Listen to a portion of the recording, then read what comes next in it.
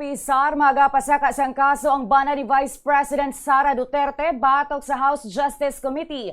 Kag pila ka mga ahensya sang gobyerno, wala man sinigin panginwala ang findings ng Anti-Money Laundering Council o AMLC kaangot sa 6.7 billion pesos nga covered and suspicious transactions sa ilang bank accounts. Ini ang sabat ni House Committee on Public Accounts Chairperson kag Bicol Saro Party List Representative Terry L. Ridon matapos ginanunsyo sa mga abogado na Attorney Manasseh Carpio nga magapasaka siya sang kaso kriminal subong nga Lunes.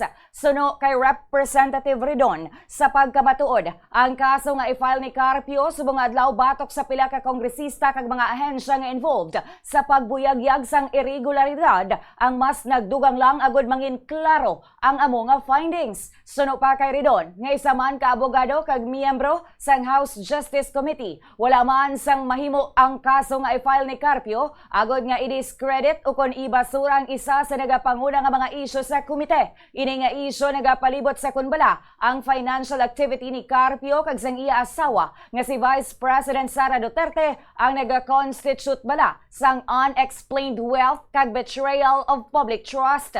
Nagpahayag ban si Ridon nga nagtutok si Carpio sa ginaaligar sini nga illegal nga pagbulgar sang record sa baylo nga ipanginwala kung ano ang findings nga nagapakita suno sa iya nga nagaako ini nga naga-exist ang amo nga transaksyon kag record. Sa pihak nga bahin, nagsabat naman si Representative Leila de Lima nga isa man sa kasuhan ni Carpio nga wala naglapas sa layi ang proceedings sang House Justice Committee. Suno kay de Lima, ang impeachment hearings ang hindi covered sang Secrecy of Bank Deposits Law kag ang officers kag employers sang bangko kag banking institutions lamang ang barred sa disclosure. Sa bahin naman ni Representative Percy Sandanya nga isa pagid sa kasuhan ni Carpio subong adlaw, iyagin pahayag nga exception ang impeachment hearings sa coverage sang Bank Secrecy Law kag Anti-Money Laundering Act. Suno pa sa kongresista, malikawan gid ni Sara kag sang iya mga taga-suporta nga uyangan ang ila tiyempo kag papel.